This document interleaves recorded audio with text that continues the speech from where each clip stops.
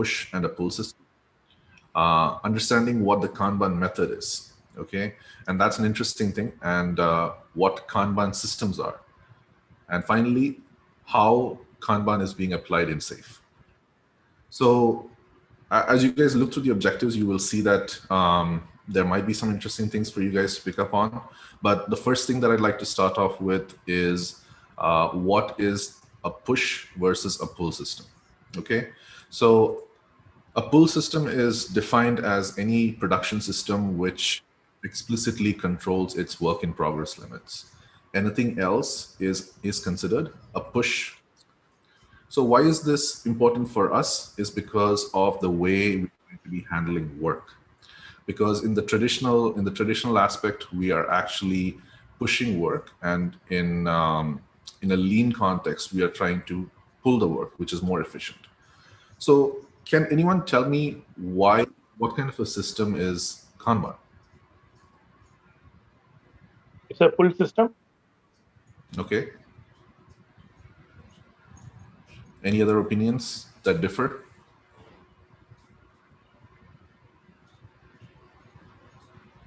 Okay, so I'm assuming there's no other opinions, but if all of you agree that it's a pull system, can anyone tell me why it is a pull system? We have a controlled WIP limit to ensure that transparency is there. Once the WIP limit is applied, you will not able to pull into the particular track So if there are some bottlenecks, that you will be able to identify it, and based on that, action can be taken so that the bottleneck can be resolved. Okay, so essentially we are managing flow. The flow of work through you're right. Yep. Based on available capacity. So those are the key things.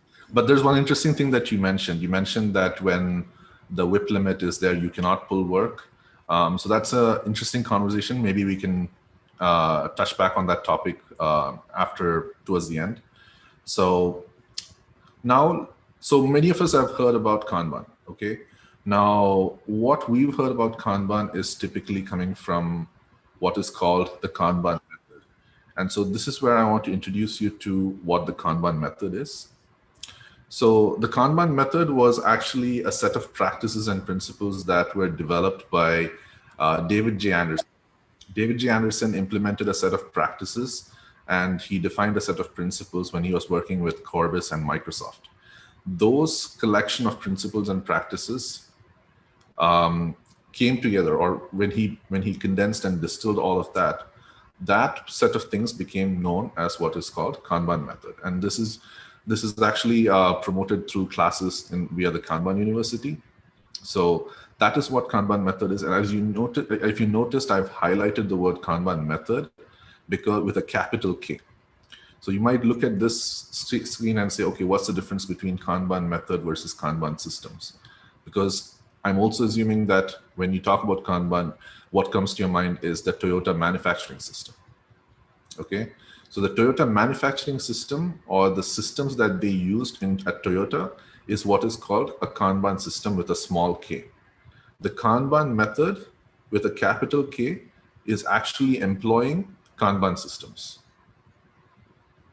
And David J. Anderson was actually inspired by the small k Kanban systems that they were using in Toyota when he developed the Kanban method.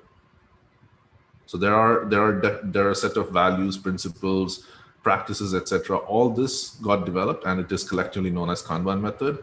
But over a period of time, Kanban method, or just Kanban, when it is denoted with a capital K, refers to the Kanban method only.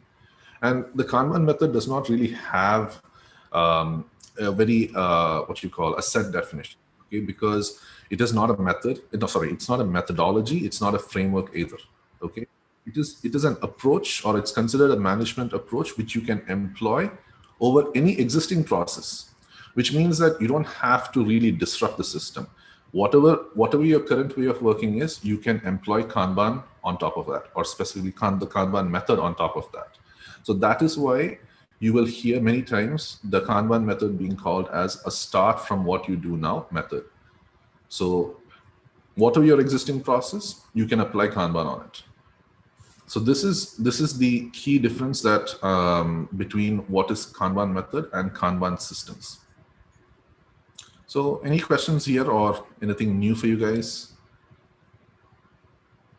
Okay. So what I'm going to do next is another quick question. So we have this image on the screen. Out of these two, which would you call a Kanban? The first one. Okay. I would say both of them are Kanban. Maybe the workflow is different for them, but I like the word that you use, workflow. Okay. And any other opinions? I think both of them could be, because essentially Kanban is nothing but a visual representation. That's what I understood. So if Teams okay, is nice. fine with both of them, then yes, both of them are Kanban in terms of visuals. Okay, so that's also a very good word. Visualization, workflow. Okay. Any other opinions, or shall I give the answer? Okay. Yep. So both of these are not Kanbans. So this is what we call as simple visualization. So this is the common myth in the industry, or generally a common thing. What you see on the left side essentially is nothing but, just three columns. It can be called a to-do list. But in both cases, they are simple visualization. They are not a Kanban yet, because there is no explicit WIP limits. Okay. Now, out of the two, which do you think will evolve into a Kanban system? second one. Which one? Second one. Okay. I think both have potential to go as a Kanban. Okay. Both have potential. I think I'll change my mind. Yeah, I think probably we can go with both of them.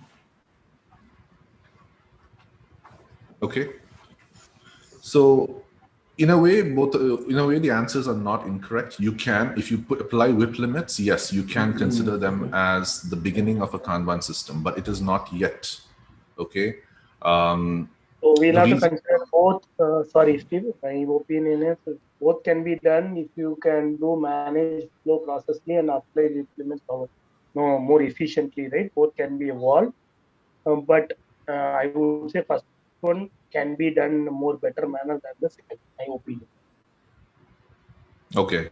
So the first one, yeah, you can consider it as a Kanban if you apply WIP limits. Maybe it can be considered a personal Kanban. But like the Kanban method was essentially developed for managing knowledge work or intangible or invisible work. That is one of the reasons why it says visualize your workflow. So two keywords that came up in the discussion is visualize and workflow.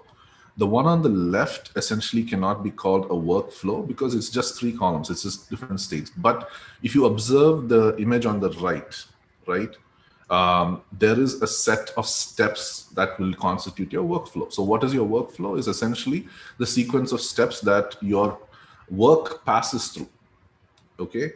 So if you don't have such a defined workflow, essentially it's kind of like an immature implementation.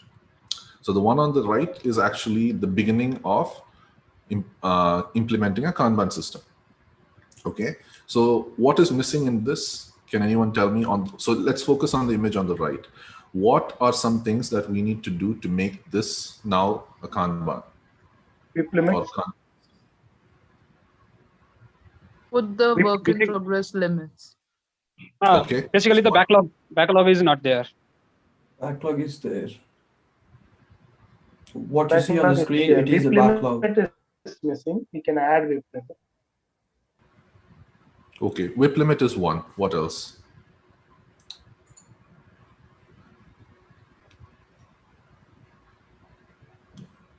WIP limit is just one part of beginning it in to a Kanban system.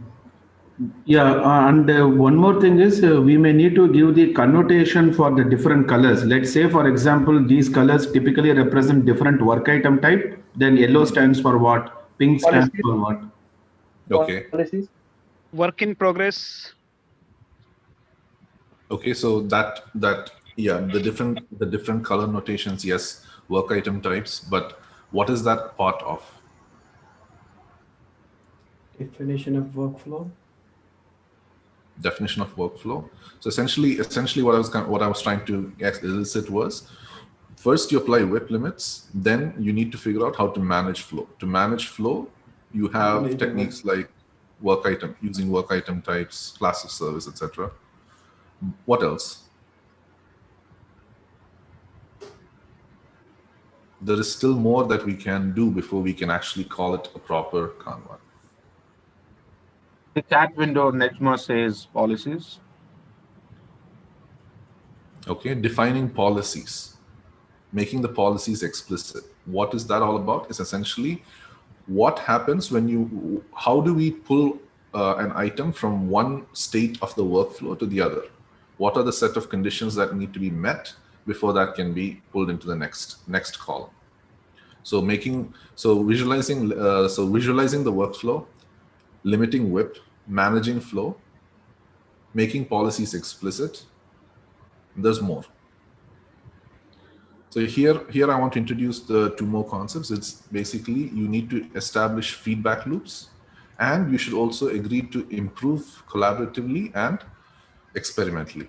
So these things are called the 6 core practices of Kanban. So I'll just give you some time to just read through that. These 6 core practices are essential or when you apply these, that's when you will start building a Kanban system. Can you please talk about 5 and 6? So yes, I'll be getting into that in the next slide. So as I mentioned, that image on the right, keeping that image in mind, in order to create that or build that into a Kanban system, we need to do a couple of things. Number one, visualize the workflow. We need to define the workflow and we need to visualize it. The visualization is done using the board. So it's not just putting a random bunch of columns and calling it a Kanban. It's actually defining a set of steps as your work progresses through those different steps. So that is visualizing the workflow. Limiting WIP is by calling out, okay, how many items are we going to process per state in your workflow? Managing flow. Now, managing flow, because when you limit WIP, one advantage you have is you can take on more work or you can reduce the work. The idea is to create a steady, predictable stream of value flowing always through the system. So how do you do that? There are some techniques you can use, like class of service and defining work item types.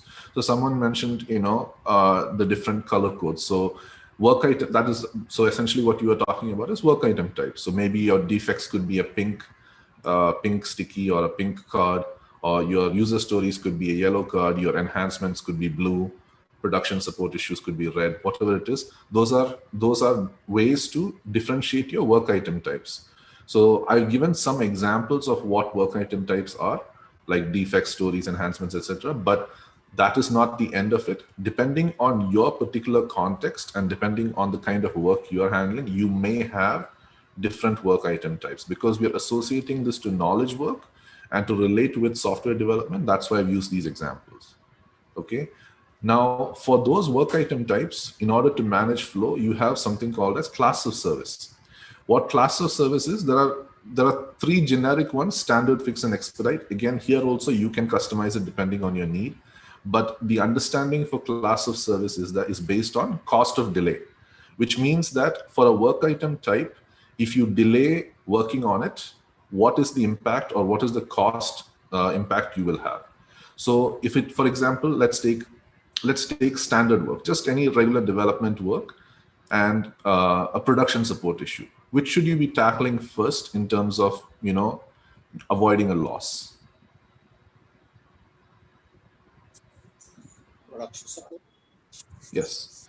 So automatically you're thinking about cost of delay there. So when you have something like that, you can use, for example, if it is affecting you immediately, you can use a class of service like, okay, if this type of a work item comes into my system, then the class of service to deal with it is maybe expedite. Or if this type of work item comes, maybe you can use a fixed class of service.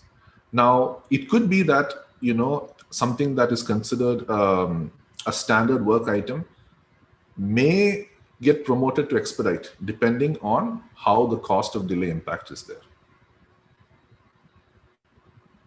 So that's also another thing that you need to do. So you're managing flow with these two techniques. Then, as I mentioned, you need to define explicit policies, and you need to also have feedback loops. These are what I would call as the bare essentials for you to properly build a Kanban system. So your feedback loops could be in terms of using the visualization board to see what's happening and inspect and adapt.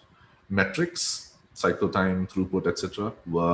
Work item age, meetings and reviews. So Kanban at its base level has the Kanban method, has certain events defined at certain maturity levels. Now, if you have an existing process that addresses some of these feedback or has that feedback loop, Kanban can be placed exactly over and above it. So that's why I keep emphasizing on it's a start from what you do now. So if your process already has that capability, there's no need for you to make drastic changes. You just need to fill in the gaps as and when you are in a state of doing it. So you are always evolving rather than being forced or pushed to change. So when you have the ability, you are evolving your process. So that is what this is all about. So one other thing that I wanted to call out here is that I think in one of the previous Safe Thursdays, a concept called weighted shortest job first, or WSJF, was discussed. So in Safe, this cost of delay component is handled by that WSJF calculation to sequence the work so that the one that is sequenced the highest is tackled first. So just wanted to mention that. So any questions here so far? What about that improve collaborativity, evolve experimentally? It is like changing the WIP limits and then doing some kind of an inspect and adapt? Yeah. It's not just adjusting the WIP limits, but it's also, do we have, so for example, if you look at typical Kanban implementation, you will see that only WIP limits are there. There are no explicit policies defined. There are no set criteria as to what should happen in each state. These are all opportunities to improve. So sometimes you will see Kanban implementations where you don't have class of service, where you don't have defined work item types. It is still what you call a beginning Kanban system, but in order for it to be full-fledged or more mature, these things need to be there. So the last core practice is essentially do all this and improve upon it further. Also, one more thing is that even the Kanban design, the way you have your workflow designed, that is not necessarily that this is how it should be. Every Kanban design itself is unique. Manage explicit policies. I'm sorry, once again, please.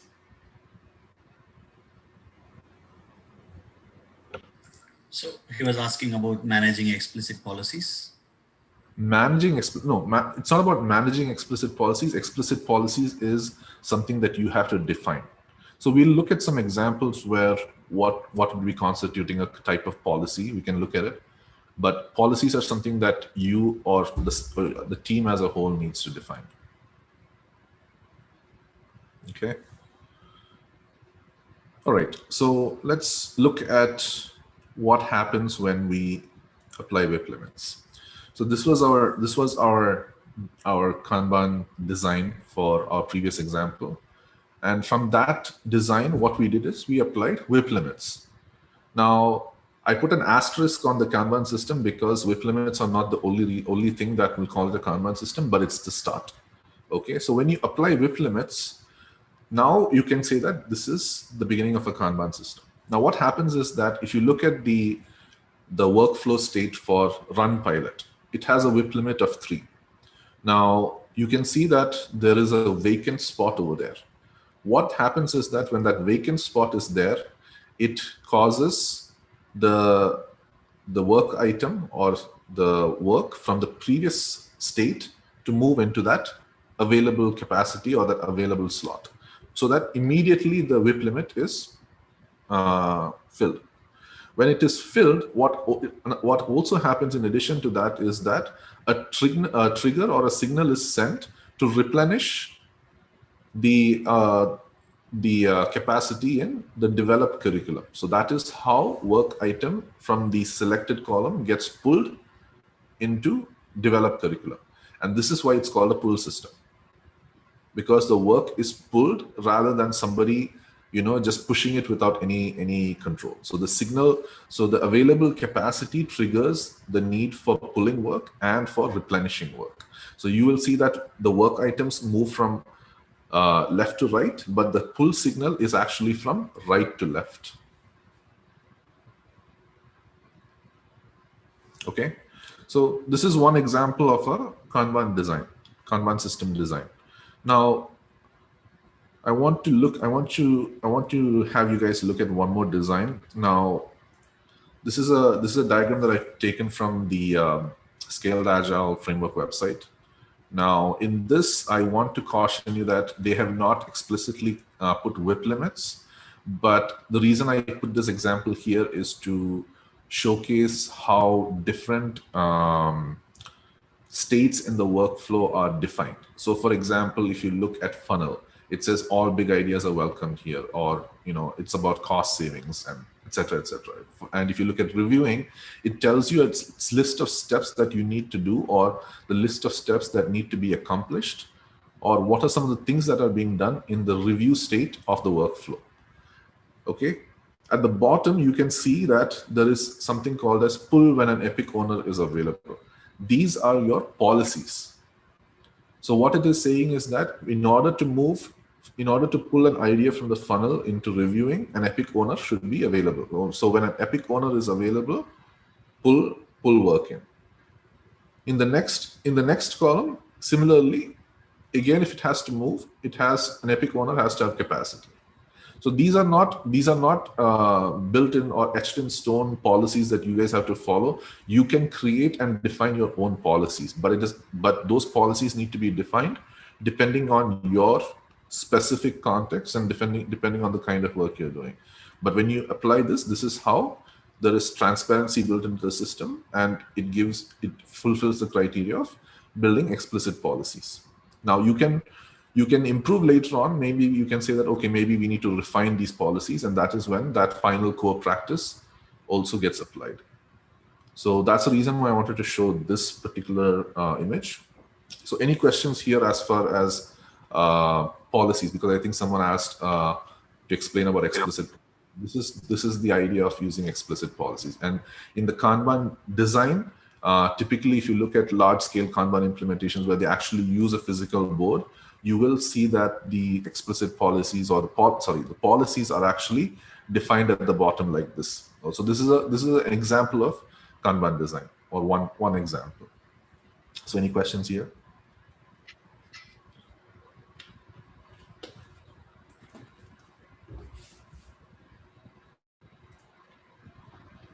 Okay, so I want you to check one more design example. So this is one design example. Now, this is also a Kanban system. Here you can see that there is a more beginning version of a Kanban system where you have only WIP limits. There's a workflow that has been visualized. And if you look on the right, it's the same thing. The only difference is that now they've put swim lanes and they have class of service. So you can see how the design itself is improving or evolving as you progress. So depending on when you can apply these concepts, your Kanban design also will evolve. So it is not necessary. So what I've seen in the industry typically is this example on the left. Very rarely have I seen more detailed implementations where they have class of service, but in general, what I've observed is usually the one on the left. But if you want to improve your design, you can implement all these other things that I mentioned.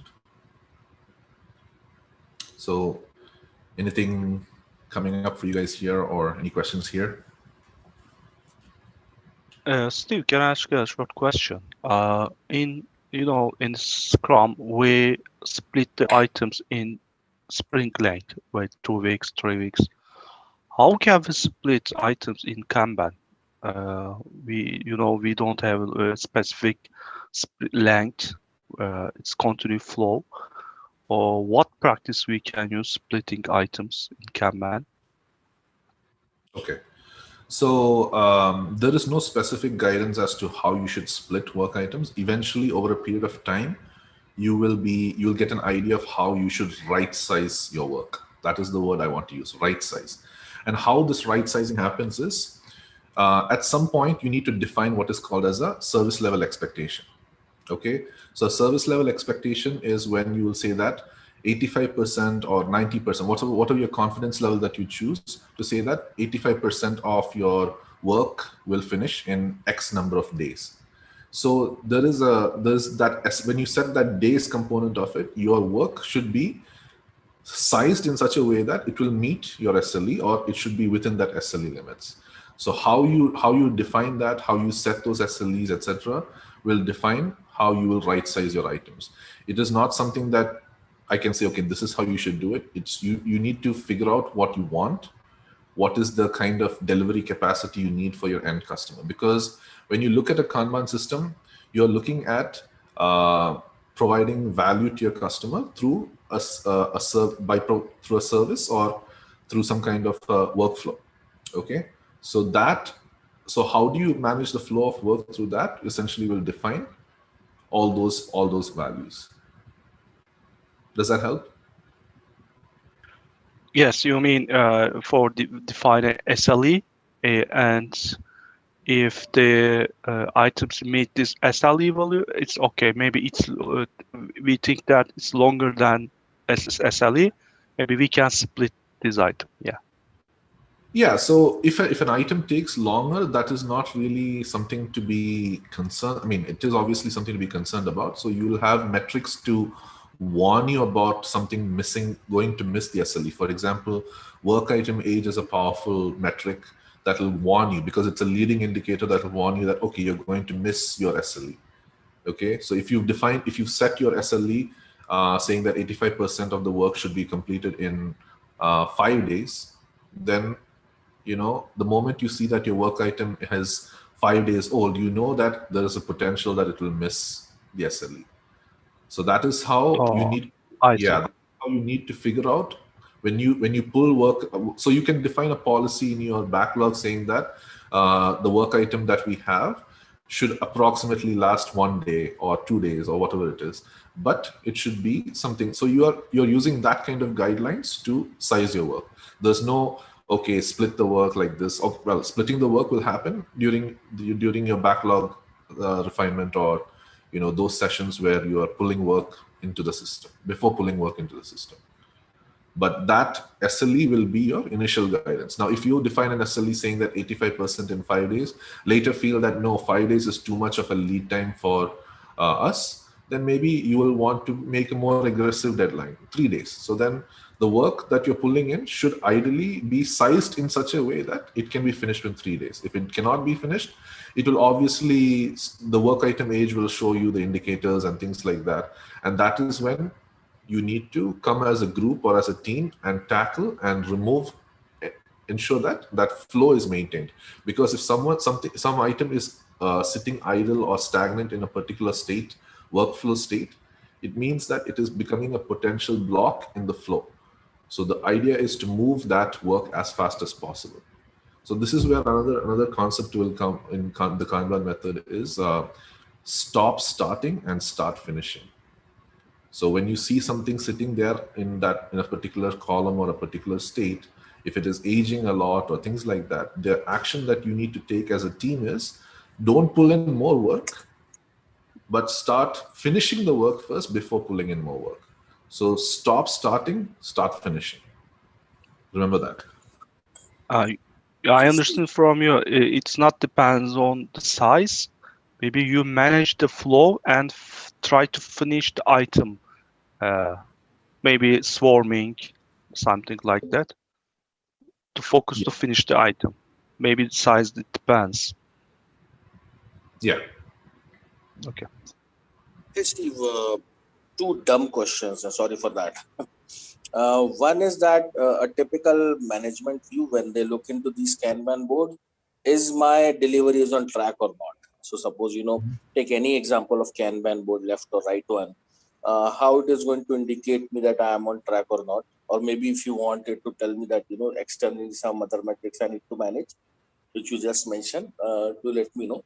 Second thing is, don't you feel still this is a kind of a phased manner development as opposed to what Agile says?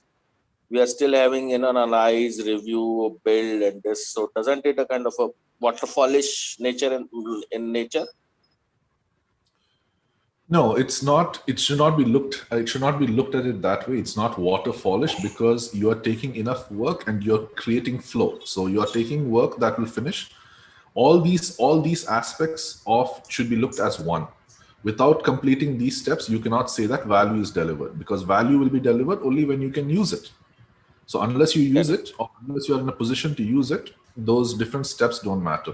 You're working as a team to ensure that value flows through these different states. You don't need to have, you can have in Kanban, there is no such requirement that you need to have a cross-functional team. You can have specialized skills, okay? But the idea is that as a group, you need to ensure that the flow is maintained. So being cross-functional is no harm, but there is no mandatory requirement also. And the other question you asked me about management asking, okay, what is the status of this thing? That is essentially you're asking, when will it be done? Okay. In complex work, typically, even if you're using Scrum or even if you're using waterfall, the answer to that question is still the same. You can never guarantee that it will be on a specific date, because that is the nature of complex work. Because we'll be able to give you a better answer only as we come closer to the date. So that is where metrics like, or using something like a service level expectation will help, because you are saying that any item that comes into our system has a probability that 85% of the time it will finish in 5 days. So if you look at if you're specifically concerned about a particular work item, you can say that, oh, look, it is still within our SLE. Okay, there is a good chance we'll be able to finish. How will we know further whether this is going to finish? You will look at your work item age. If the work item age is now hitting your SLE, let's say you have put your SLE as 85% for within 5 days, and if your work item is only 1 day old, there's still a good probability you will meet your expectation. But if it is at 5, if it is aged at 5 days, that means you need to start acting on it fast before it misses the SLE. So this way you can say whether you will meet your forecast or whether you will meet your expectations. But that is why you will have other tighter controls like class of service. So in class of service, there is a application called fixed date. So you need to, the fixed date meaning that if it is not delivered within a specific date, then the value will go. So you need to prioritize or ensure that you are treating that work to ensure that it will meet that date. And so it will be either it might go into, if needed, it can be expedited. It might, depending on how you want to treat that, all hands on deck essentially. So those are the different ways those are different mechanics that you can employ. But the idea is visualizing it and bringing absolute transparency over what is happening in your system. Okay. Does that help? Yep. Okay. Steve, sorry to ask multiple questions, but only one question. So when you talk about Scrum, right, irrespective of the estimation method that you use story point, you get a kind of predictability. Okay, I'm going to deliver so much in this sprint. So how that predictability can be brought into Kanban, using Kanban? So I did say that, Kanban doesn't have like a, there's no Scrum versus Kanban or things like that. Kanban as a management method can be applied over any existing process. So if you're using Scrum as a framework, you can apply Kanban on top of Scrum. So that's those are the implementations we call Scrum with Kanban. Now, even in Scrum, there is no need to have a visual board, but we all use a visual board, Jira or version 1 or whatever. Even if it's a physical board, we use a board. Okay. Right. Now, the work item, so the work that you select, can you do the same thing by applying WIP limits, class of service, etc.? Yes. So within the boundary of your sprint, your work item can also flow. You can manage the flow of work within your sprint boundary. Yeah. So that is how you develop your Kanban system, how you manage the flow of work is when you can do it. So you can implement all these things, service level expectation, class of service, all that, even within a sprint or in Scrum as well, along with Scrum. Does that answer your question? Yeah, thanks a lot. Okay, all right. So moving on, now we're going to talk about applying Kanban in SAFe. So this is I think our big question for today's topic, right? What is the 3 Kanban? So you'll see that there's Kanban at the portfolio level, at the program level, or the program and solution level. You can also use Kanban at the team level. Okay, so what does this mean for us? So why SAFe recommends Kanban, or there is an emphasis of using Kanban, is because there is a principle, SAFe's 6th principle, which states that you need to visualize and limit WIP, reduce batch sizes, and manage queue length. So they're using Kanban systems as a lean mechanism for controlling or managing flow. So by using Kanban, you're also bringing to life the 6th principle in SAFe. Okay, so these Kanbans that you see over here, is it 3 Kanban? The answer to that is it could be. It depends on how you design your end-to-end system. Okay, and we'll talk about one example. You can use Kanban at a team level. You can use a Kanban at a program level, but it could also be an end-to-end system. So that is where the complexity of your Kanban design comes into the picture. That's why I said there is no specific one way or one representation of Kanban. I've seen Kanban boards that are so complex that you will have, like, there are actually areas within the board where you can reject work, things like that. So it depends on how you design your Kanban. So here I want to introduce one more concept before we move forward, which is basically upstream and downstream Kanban. This concept does come in SAFe as well, but why I want to specifically call this out is what you typically see at the portfolio level or at higher levels is kind of like, could be an upstream Kanban, where you have multiple options, you're filtering those options, narrowing it down, and then as part of the same flow, you are moving it to what is called a downstream Kanban. So when does it become a downstream Kanban? So for example, there will come a point where, let's say you have a portfolio backlog, or after a particular step, it has to go to an agile team for implementation. In the Kanban method, this point where that happens is called the commitment point. So typically anything beyond the commitment point is called a downstream Kanban, and anything before that is upstream, where you have more options. There is a good possibility that there is a high discard rate because you are selecting among several options, but the idea is to filter the options and work on it. This is where WSGIF comes into picture. If you're familiar with the portfolio Kanban or like portfolio systems, there you use WSGIF to sequence the most important work, so that out of all the options, the most important is tackled first and flows downstream. So how does this look end to end? So I've taken some images from the SAFe literature itself just to explain the end-to-end flow. So if you look at this image over here, I've drawn a red line. This is just purely an example. I'm not saying that this is what SAFe says. This is just an example to show you what end-to-end flow looks like, what an upstream Kanban looks like, and what all this means. So essentially, you have a funnel, you have all the processes through which your big ideas are coming. And finally, it will reach a stage where, let's say it goes into a portfolio backlog. From here, anything that is, so here there's a policy set saying that, when it is approved by LPM or lean portfolio management, then we need to pull that work into the next stage. So as it crosses this red line, which I'm kind of like denoting as the commitment point, okay, it will flow downstream. So what you see over here as the implementing state of the workflow is essentially an expanded view of another Kanban, which has a set of steps. So once the work flows from the implementing step into this Kanban, and once it goes to done, it comes back here, and then you will know whether you need to persevere or if you need to pivot. So for example, over here, if you look at it, work is sent from the MVP column. In the implementing stage, you have two columns, or further divided into two sub-columns, MVP and persevere. So from MVP, it will go into a program Kanban, for example, okay? And once the work is done over there, you can decide whether this is actually, are we validating our hypothesis for the MVP or not? If it is not validating the hypothesis, then the work that comes in this column will be discarded.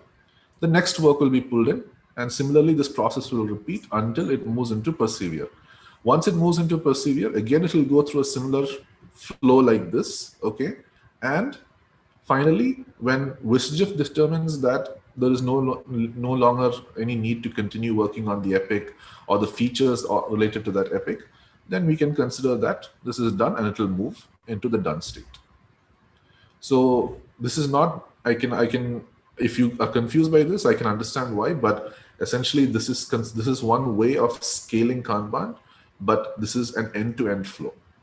So is it necessary that it is always the 3 Kanban? No, it's not necessary. It can be, depending on how you design your Kanban system within your organization and how you're scaling Kanban.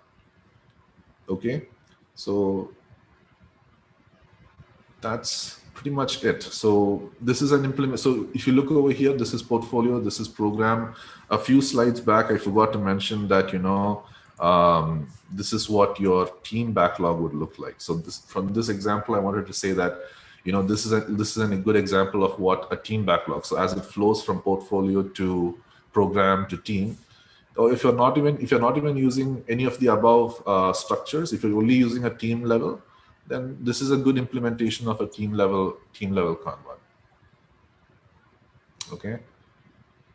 So with that, essentially, I hope we address the question of what is the 3 Kanban or what Kanban is, but there is a lot more to learn about the Kanban method and how you can implement Kanban systems and how you can design Kanban systems to suit your specific need. So here are some good reads. I would highly encourage you to check these out. Most of my material that you presented today has references from these 3 sources. These 3 sources are free to download. You just have to visit the Kanban University resources section, and you can get all of this for free. These are free PDF downloads. So you will have a very good way to broaden your understanding of what the Kanban method is, what is upstream Kanban, what is downstream Kanban, how do you scale Kanban, etc. So a lot of things. Is this needed in our safe implementation? Probably not. Again, it depends how far you want to go. So with that, I can open up for questions, if any.